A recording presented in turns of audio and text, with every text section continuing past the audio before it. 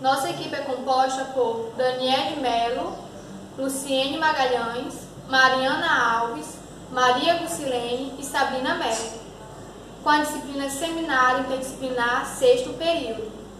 As narrativas autobiográficas no panorama profissional e social, com a temática Histórias de Vida, um processo de formação e de autoformação, com o subtema a inserção dos idosos em sala de aula. Nos últimos anos, mais pessoas tiveram acesso ao ensino superior no Brasil, apesar de que o analfabetismo ainda é uma questão problemática a ser resolvida no país. Segundo o IBGE de 2019, ainda há cerca de 11,3 milhões de analfabetos no Brasil. O Estado tem uma dívida histórica com os cidadãos que não tiveram acesso à escola e não conseguiram ser alfabetizados ao longo da vida. Segundo o Leão 2008, os adultos maduros e idosos que atualmente retomam o caminho da educação, o fazer não apenas pela perspectiva de atualização cultural, da busca por novos veículos sociais, necessidade de regulação emocional ou como atividades para desenvolvimento de habilidades específicas. Procura espaços educativos mais críticos e contextualizados. Segundo o autor, é perceptível em nosso país as pessoas da terceira idade que não tiveram oportunidade de estudar e que hoje procuram incessantemente as escolas. Isso acontece frequentemente na zona rural, pois é o método que os mesmos procuram por buscar conhecimentos, é ter uma leitura básica e aprender a escrever o próprio nome. Mesmo reconhecendo que os idosos são as faixas etárias menos assistidas pelo poder público, sabemos que existem leis que asseguram seus direitos perante a sociedade.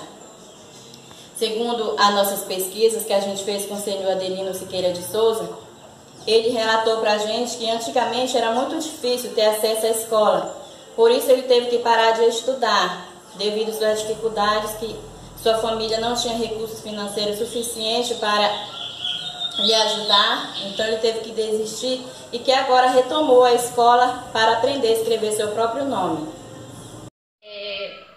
Em 1994 entrou em vigor a Política Nacional do Idoso, que já buscava estabelecer maneiras de integração e participação social pelos idosos. Depois de muitas lutas, depois de lutas políticas, logo ela ficou conhecida como Estatuto do Idoso, cujo número da lei é 10.741/2003, tendo como objetivo regulamentar os direitos do cidadão com 60 anos ou mais. Bom, como nosso intuito do projeto é falar sobre a lei que ampara o idoso, tanto em sala de aula como em outros ambientes inclusos na sociedade, vale ressaltar que no capítulo 5 vem tratar da educação da cultura, do esporte e do lazer. O artigo 20 da Lei 10.741 vem abordar para nós que o idoso tem direito à educação, cultura, esporte, lazer, diversões, espetáculos, produtos e serviços que respeitam a peculiar condição de idade.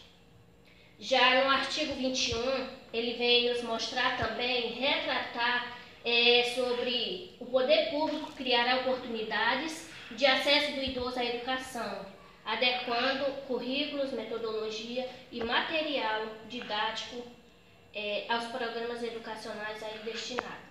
Porém, ficou bem explícito e também através das nossas pesquisas foi possível ver que o Estatuto do Idoso ele afirma que é obrigação da família, da comunidade, da sociedade e do poder público com absoluta prioridade a efetivação do direito à vida, à saúde, à alimentação, à educação, cultura, esporte e lazer ao trabalho, à cidadania, à liberdade, à dignidade, ao respeito e à convivência.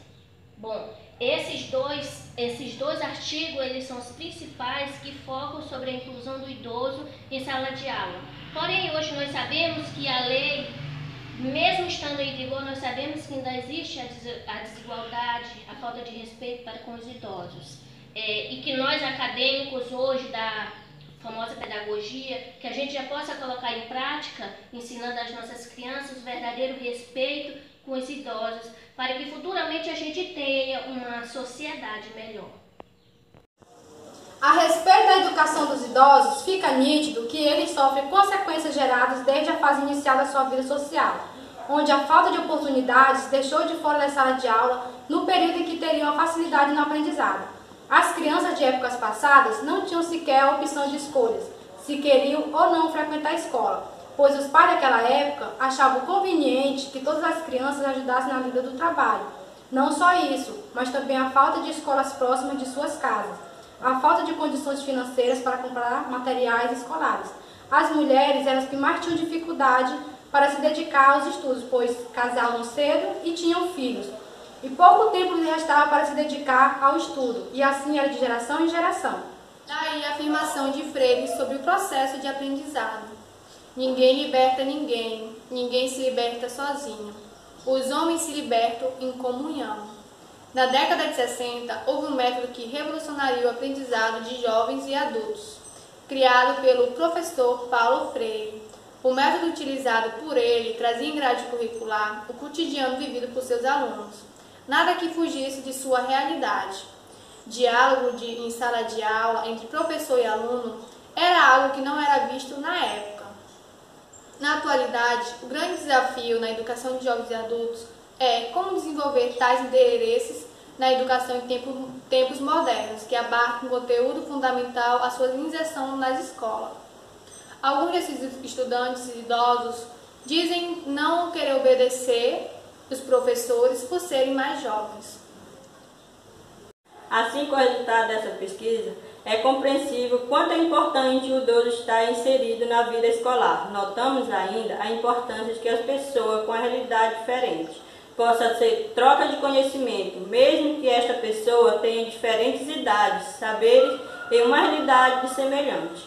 O idoso precisa ter respeitado naquilo em tudo que tem de melhor, que são suas experiências e saberes adquiridos ao longo de suas vidas. Muitas das vezes pode não ter saber de uma leitura, mas fazer uma conta por teres aprendido ao longo da sua vida.